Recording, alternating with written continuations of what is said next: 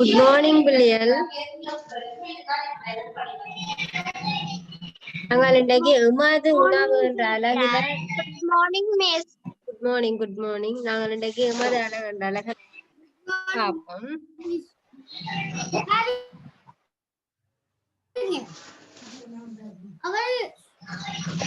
இதுல எமது உணவு எங்களோட உணவில நாங்கள் உணவுகளை நாங்கள் சேர்த்துக் கொள்ளணும். உணவில இதுல வந்து எங்களோட மதிய உணவுல பாருங்க, இது எங்களோட உணவு தட்டுல பாருங்க எல்லா மரக்கறி வகைகளும் கிழங்கு வகை இருக்குது, கார்போஹைட்ரேட்டு, புரதம், மற்றது கொழுப்புணவு, விட்டமின் கனியுப்பு, இவை எல்லாம் என்ன அடங்கிய ஒரு உணவாகத்தான் நாங்கள் எங்களுடைய உணவுகளையே நாங்கள் மாற்றி அமைக்க வேண்டும். சரியா பிள்ளைகள்?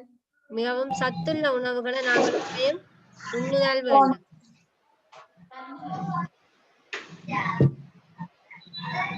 அடுத்த பாருங்க, இது உணவுக்கும் விலையும்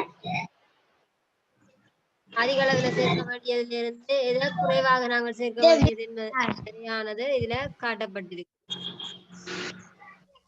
அடுத்தது பாருங்க, பாடசாலை செல்லும் சிறுவர்களுக்குரிய ஆரோக்கியமான உணவு. நீங்கள் எல்லாருமே நான் பாடசாலைக்கு செல்கிற சிறுவர்கள், உங்களுடைய காலை உணவு எப்படி இருக்கணும்னு சொன்னா திண்ம உணவாக இருக்க வேண்டும். உங்களுடைய திண்ம உணவாக இருக்கணும். அடுத்தது பாருங்க, பாடசாலையில வழங்கப்படுகின்ற சத்துணவு. பாடசாலையில தார உணவுகளுக்கு பாத்தீங்கன்னு சொன்னா இலவகை சேர்க்கப்பட்டிருக்கும், அல்லது கடலை கவுப்பி போன்ற சத்துணவுகள்லாம் உங்களுக்கு இடைவேளை நேரத்துல வழங்கப்படுகின்றது. அடுத்தது பாத்தீங்கன்னு சொன்னா சிற்றுண்டி சாலையில் உள்ள போசாக்கான உணவு. சிற்றுண்டி சாலையில என்ன போசாக்கான உணவைத்தான் என்ன விற்பனை செய்யணும், அதை வாங்கினாத்தான் நாங்கள் நோய் இல்லாம வாழலாம். அடுத்த பாருங்க, சீனி கொழுப்பு உப்பு அடங்கிய உணவுகளை நாங்கள் என்ன செய்யக்கூடாது, அளவுக்கு அதிகமா நாங்கள் சாப்பிடாம அதை அளவோட நாங்கள் சாப்பிடணும். அதிக அளவு சீனியை சாப்பிட வேண்டும் சொன்னா என்ன நடக்கும், நீரிழிவு நோய் ஏற்படும், கொழுப்பு உயர் குருதி அமுக்கம் ஏற்படும். இவ்வாறு பல்வேறு இந்த சீனி உப்பு கொழுப்பு அடங்கிய உணவுகளை நாங்கள் அதற்கு உரிய அளவோடு தான் நாங்கள் என்ன சாப்பிட வேண்டும்.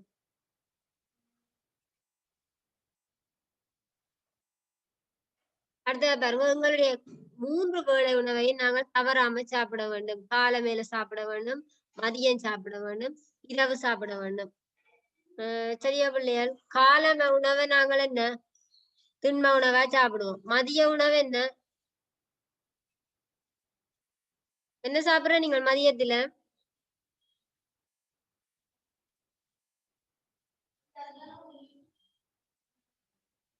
மதிய உணவு என்ன சாப்பிடுற நீங்கள்? எல்லாரும் சோறு சாப்பிடுவீங்க. சோறோட என்ன இலவகை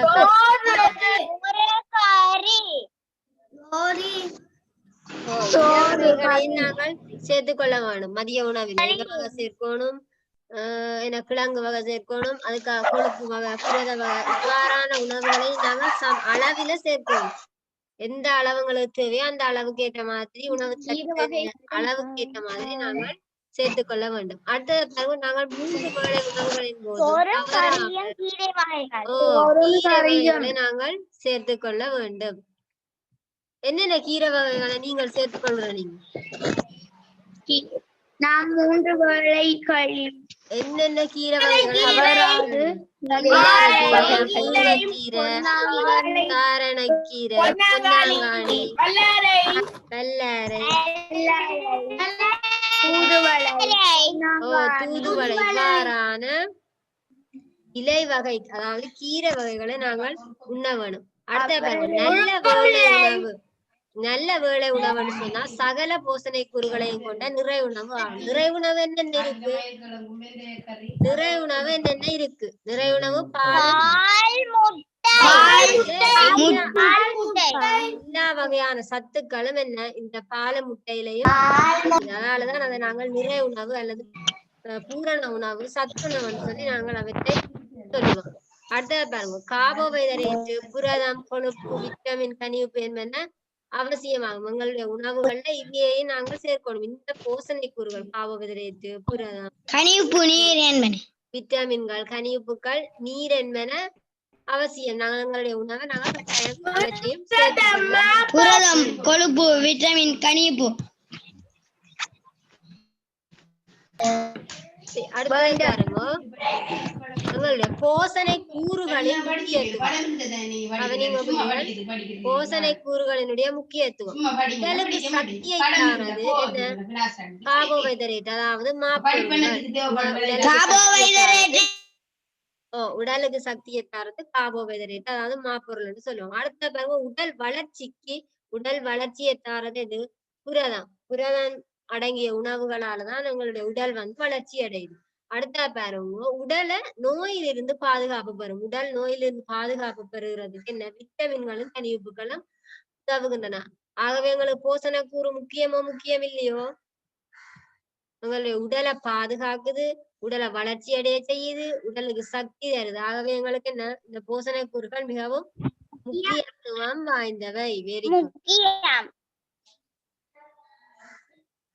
இனி நாங்கள் என்ன இந்த போசனை கூறுகள் என்னென்ன இருக்குன்னு பாவோம். இப்ப பார்த்த நாங்கள் கார்போஹைட்ரேட், புரதம், கொழுப்பு, விட்டமின்கள். விட்டமின்கள் எத்தனை? A, B, vitamin A, vitamin B, vitamin C, vitamin D, vitamin E, vitamin K. இந்த இவ்வளவு விட்டமின்களும் இருக்குது. அடுத்தது பாருங்க கனியுப்புகள். கனியுப்புகள் என்னென்ன? இரும்பு, கல்சியம். அடுத்தது பாருங்க நேர்பொருள், நீர். இவையெல்லாம் என்ன? இந்த போசனை கூறுகள். எங்களுடைய அன்றாட உணவு வகையில இவ்வளவு போசனை கூறுகளையும் அடக்கி நாங்கள் எங்களுடைய உணவை உட்கொள்ள வேண்டும். சரி, இனி என்னென்ன உணவுகள்ல அந்த போசனை கூறுகள் இருக்குதுன்னு சொல்லி பார்ப்போம். தானியங்கள், கார்போஹைட்ரேட் அடங்கியுள்ள உணவு வகைகளை பார்ப்போம். கார்போஹைட்ரேட்ல என்ன? தானிய வகைகளிலேயும் உணவு கிழங்கு வகைகளில இருக்கு. கிழங்கு வகை. அடுத்த பாருங்க அரிசி மாவுணவு. அரிசி மாவுணவு கிழங்கு வகையில என்ன? அரிசி மாவுணவு. உருளைக்கிழங்கு போன்ற கிழங்கு வகையில இருக்கு. அடுத்தது என்ன? அரிசி மாவுணவுகள், கோதுமை மாவுணவு, கருப்பட்டி,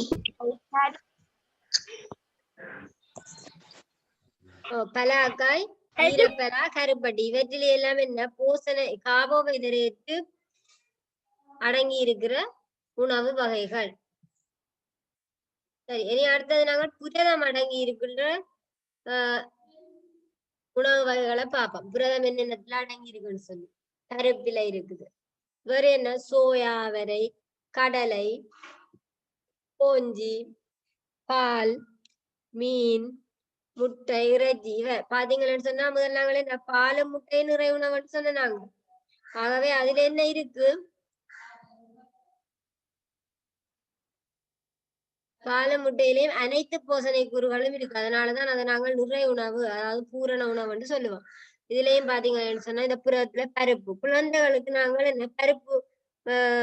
பருப்பை உள்ளடக்கியதாக உணவுகளைத்தான் நாங்கள் கொடுக்கிறோம். எங்களுடைய உடல் வளர்ச்சி அடைய வேணும் என்பதற்காக என்னதை கொடுப்போம்? புரதம் சார்ந்த பொருட்களை கொடுத்தாதான் நாங்க உணவுகளை உண்கொண்டமே எங்களுடைய உடல் வளர்ச்சி அடையும். அதே மாதிரி போஞ்சி, பால், மீன், முட்டை, இறைச்சி இவையெல்லாம் என்ன? புரதம் அடங்கிய உணவுப் பொருட்கள். அடுத்தது பாருங்க கொழுப்பு அடங்கிய உணவுப் பொருட்கள். என்னென்னத்துல கொழுப்பு இருக்குதுன்னு பார்ப்போம். நிலக்கடலையில என்ன இருக்கு? கொழுப்பு இருக்கு. தேங்காய் பாத்தீங்கன்னா தேங்காய் இருக்கு. தேங்காயில என்ன இருக்கு? தேங்காயில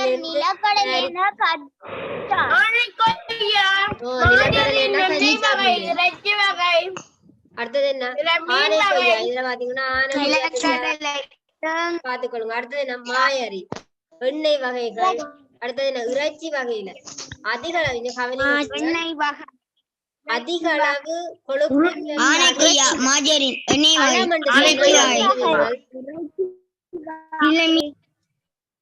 அதிக அளவு கொழுப்பு சத்து அடங்கிய பழம் எது என்று கேட்டா என்ன சொல்லுவீங்க? ஆனை கொய்யா வரும். அதே சமயம் கொழுப்பு உணவண்டு கேட்டா பன்றி இறைச்சி. இறைச்சி வகைக்குள்ள பன்றி இறைச்சி தான் என்ன? கொழுப்பு சத்து அதிக அளவு அடங்கியுள்ள உணவு வகையாக கருதப்படுகிறது. அடுத்த பாத்தீங்கன்னா இறைச்சி வகை. சில வகையான மீன் வகையில என்ன? கொழுப்பு இருக்குது. சரியா பிள்ளைகள்? அவையில கொழுப்பு அடங்கியுள்ள உணவு வகைகளை என்னென்ன இருக்கு? நிலக்கடலை, தேங்காய், ஆனை கொய்யா, மாயரின், எண்ணெய் வகை மற்றும் என்ன? பன்றி இறைச்சி. சில வகை மீன் வகைகளில கொழுப்பு உணவுகள் அடங்கி இருக்குது. அடுத்த பாருங்க கல்சியம். கல்சியம் என்னத்துக்குள்ள வருது? கனியுப்புக்குள்ளதான் கால்சியம் வருது. கல்சியத்துல வந்து என்ன கனியுப்புகள் அடங்கி இருக்குது. கனியுப்பு என்ற வகைக்குள்ளதான் கல்சியம் அடங்குது. அந்த கல்சியத்துல என்ன இருக்குது? பால். பால் சார்ந்த உற்பத்தி பொருட்களில கல்சியம் அடங்கியுள்ளது. அடுத்த பாருங்க கூனிரால், நெய்த்தோலி. நெய்த்தோலி ஒரு மீன். அடுத்தது கருவேப்பிலை, தாமரைக்கீரை, அகத்திக்கீரை மற்றும் என்ன முளைக்கீரை. இவ்வாறான உணவுப் பொருட்களில வந்து கல்சிய சத்து அடங்கி உள்ளது. அடுத்த பாருங்க அயோடின். அயோடின் குறைபாடால ஒரு நோய் ஏற்படுகிறது. தெரியுமா இருக்கும்? அயோடின் குறைபாட்டால ஒரு நோய் ஒன்று ஏற்படுகிறது. அது என்ன நோய்?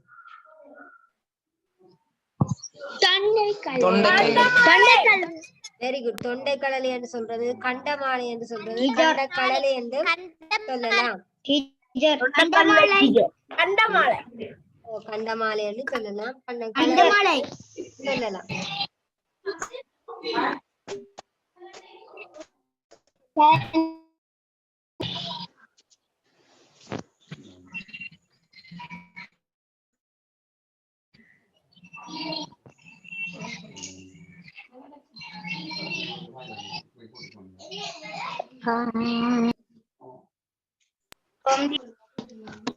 அப்ப அயோடின் அடங்கியுள்ள உணவுகள் என்ன? கடல் மீன்களில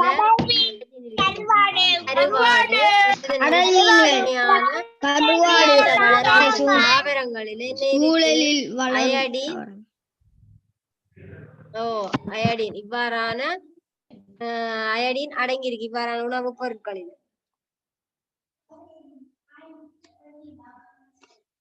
அடுத்ததை பாருங்க, இரும்பு சத்து அடங்கியுள்ள உணவு வகைகள். இரும்பு சத்து அடங்கி இருக்கிற உணவு வகையில என்னென்ன உணவு, இரும்பு சத்துல என்னென்ன உணவு வகைகள் காணப்படுதுன்னு சொல்லி நாங்கள் இப்ப பார்ப்போம். பாருங்க, கரும்பச்சை நிற காய்கறிகள். கரும்பச்சை நிற காய்கறிகள் என்னென்ன இருக்கு? வெண்டிக்காய், பாகற்காய், பயத்தங்காய், முருக்கங்காய், வேற என்ன? போஞ்சி, புடலங்காய் போன்ற கரும் பச்சை நிற காய்கறிகள் என்ன இருக்கு? இரும்பு சத்து அடங்கி உள்ளது. அடுத்த பாருங்க கீரை வகைகள். கீரை வகைகளிலேயும் என்ன இரும்பு சத்து அடங்கி இருக்கு. சாரணக்கீரை, வல்லாரை, மற்ற முருங்கைக்கீரை, குறிஞ்சாக்கீரை. இவற்றில வந்து என்ன இரும்பு சத்து அடங்கி இருக்கு. அடுத்தது பாசிப்பயிர். பாசிப்பயிர்னு சொன்னா என்ன? பாசிப்பயிர்னு சொன்னா என்ன? பாசிப்பயிர்னு சொன்னா சாதாரணமா நாங்கள் பயரைத்தான் பாசிப்பயிர்னு சொல்லுவோம். பேராமணி பயிர்னு சொன்னா என்ன? பேராமணி பயிர்னு சொன்னா என்ன? பேராமணி பயிர்னு சொன்னா கௌப்பி. கௌப்பி நாங்கள் பேராமணி பயிர்னு சொல்லுவோம். கௌவன்னா இப்பன்னா வராது, கௌப்பி என்று வரும். கௌவன்னா பி என்ன? கௌப்பி. பேராமணி பயிர்னு சொன்னா என்ன? எதை சொல்றது? பேராமணி பயிர்னு சொல்றது. அடுத்தது உளுந்து, சோயாவிரை, கடலை போன்ற பருப்பு வகைகள். இவ்வாறானவற்றில் என்ன இந்த இரும்பு சத்து அதிக அளவில அடங்கி உள்ளது.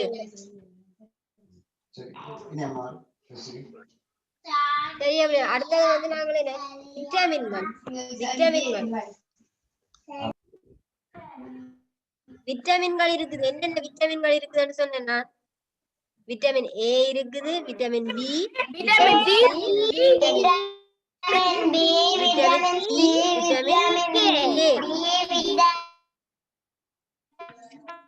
நாங்கள் இந்த சத்துள்ள உணவுகளை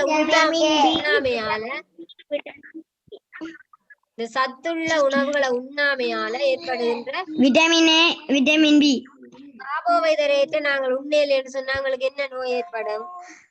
உடல் சக்தி ஏற்படும். உங்களுடைய உடலுக்கு என்னென்ன தாக்கங்கள் ஏற்படும்? உடல்ல வந்து சக்தி கார்போஹைட்ரேட். அடுத்த பாருங்க, புரதத்தால என்ன நடக்கும்? உடல் வளர்ச்சி கூடும். சரியான அளவு புரதம் கிடைக்கலன்னு சொன்னா உங்களுக்கு உடல் வளர்ச்சி கூடும். அடுத்த பாருங்க, கொழுப்பு. சரியான அளவு கொழுப்பு கிடைக்கலன்னு சொன்னா உங்களுடைய உடல் வந்து பொலிவை இழக்கும், அழகை இழக்கும். இப்ப நாங்கள் இந்த vitamin A, B, C, D, K அவற்றில அடங்கியுள்ள உணவு வகைகளை நாங்கள் பார்ப்போம். விட்டமின் ஏல என்னென்ன இருக்கு? கரும்பச்சை நிற இலைகளில விட்டமின் ஏ இருக்கு. அடுத்து என்ன பசலி, கேரட், கேரட்டில, பூசணியில, கரட் சலாதி கங்கு என்ன விட்டமின் ஏ இருக்கு. மஞ்சள் நிற காய்கறிகள்லயும் வந்து இந்த விட்டமின் ஏ இருக்கு. அடுத்தது பாருங்க பழங்கள், பப்பாளி பழம், மாம்பழம், லாவுல் பழம் இவற்றில வந்து விட்டமின் A இருக்கு. சுரக்காய் அன்னாசி பழம் லெமன் அடுத்தது பாருங்க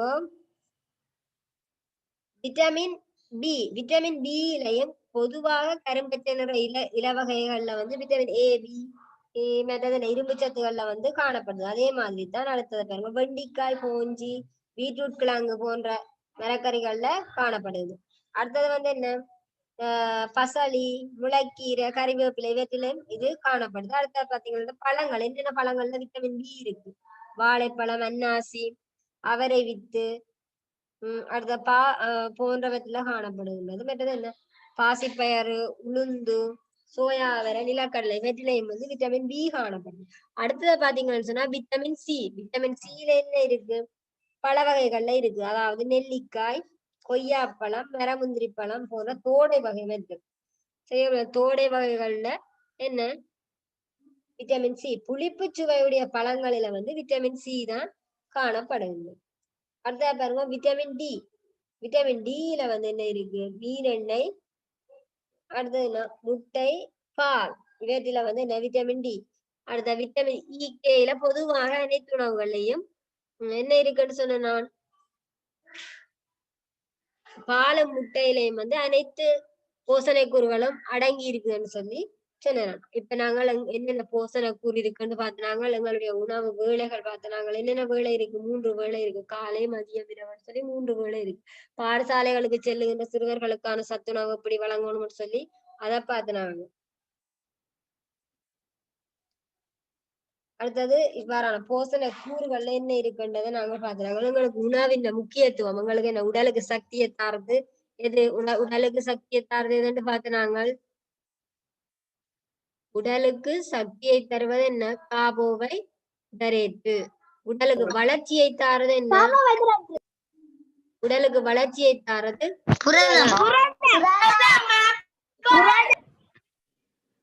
புரதம். அடுத்து என்ன எங்கள் நோயிலிருந்து எங்களுக்கு பாதுகாப்பு பெறுவது, அதாவது நோய் எதிர்ப்பு சக்தியை ஏற்படுத்துறதுக்கு என்ன விட்டமின்ஸ் விட்டமின்களும் கனியுப்புகளும் இவைதான் என்ன எங்களுக்கு நோயிலிருந்து பாதுகாப்பு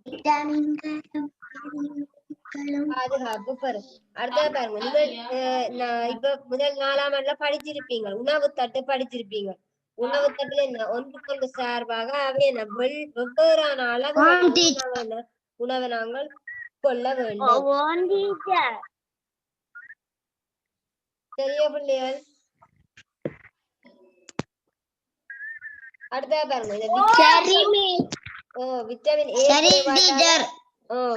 கண் பார்வை ஏற்படும். விட்டமின் பி ஆல பசி போன்ற நோய் ஏற்படும். அடுத்து என்ன விட்டமின் சி ஆல காயங்கள் ஆறுவது தாமதமாகிறது, கண் பார்வை ஏற்படும். வாய் சார்ந்த நோய்கள் ஏற்படுகிறது. அடுத்த விட்டமின் டி. விட்டமின் டி குறைபாட்டால வந்து எலும்பு சார்ந்த நோய்கள் ஏற்படும். அடுத்தது கனியுப்புக்கள். கனியுப்புக்கள்ல வந்து என்ன எலும்புகள் வலிமை இழக்கிறது. அடுத்து என்ன இரும்பு, அயடின், கற்கள் சிதைவுறுதல் இது எல்லாம் என்ன விட்டமின் கனியுப்புக்கள் போன்ற குறைபாடுகள் கால்சியம் விட்டமின்ஸ். ஓகே, சரி பிள்ளைகள், இனி நீங்கள் இப்ப இவ்வளவு நேரம் படிச்சதுக்கான வினாக்களை நாங்கள் விட போறோம். அதுக்கான விடிய நேற்று 3 பிள்ளைகள்லாம் விடிய எழுதி அனுப்பினீங்க, மற்றாக்களே எழுதி அனுப்ப இல்ல. இன்னைக்கு எல்லாரும் சரியான விடிய எழுதி எனக்கு அனுப்பணும். சரியா பிள்ளைகள்?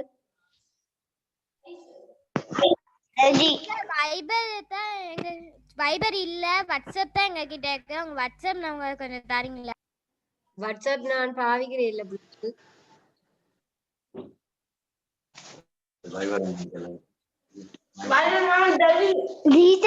உங்களோட வைபர் நம்பர் கிளாஸ் முடிஞ்சதுக்கு பிறகு நான் சொல்றேன் பிள்ளைகள். இப்ப இந்த இதுக்கான வினாக்களுக்கான விடையை நீங்கள் இப்ப எழுதுங்க.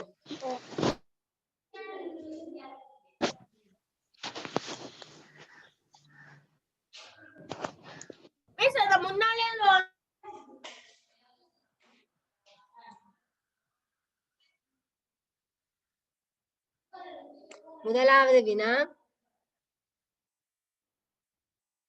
பின்வரும் வினாக்களுக்கு விடை தருக. முதலாவது வினா நிறை உணவுகள் எவை? நிறை உணவுகள் எவை?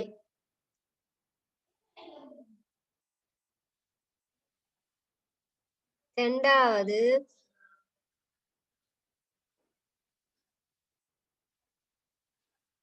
காராமணி பயறு என்று எதனை அழைப்பர்? இரண்டாவது வினா காராமணி பயறு என்று எதனை அழைப்பர்? மூன்றாவது வினா புரதம் அடங்கியுள்ள உணவு வகைகள் எவை? புரதம் அடங்கியுள்ள உணவு வகைகள் எவை? அடுத்தது பன்றி இறைச்சியில் உள்ள போசனை கூறு எது? நான்காவது வினா பன்றி இறைச்சியில் உள்ள போசனை கூறு எது? அடுத்தது ஐந்தாவது வினா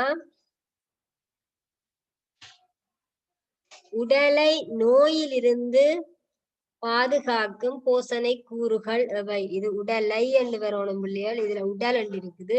உடலை நோயிலிருந்து பாதுகாக்கும் போசனை கூறுகள் எவை? 5 வினாவும் எல்லாரும் எழுதிட்டீங்களோ? இறுதி வினா உடல் என்று இருக்குது. உடலை நோயிலிருந்து பாதுகாக்கும் போசனை கூறுகள் எவை? எல்லாரும் எழுதிட்டீங்களோ? சரி, அப்ப நாங்கள் இதோட இந்த வகுப்பை நிறைவு செய்வோம். பாய் பிள்ளைகள். Bye. Thank you, teacher.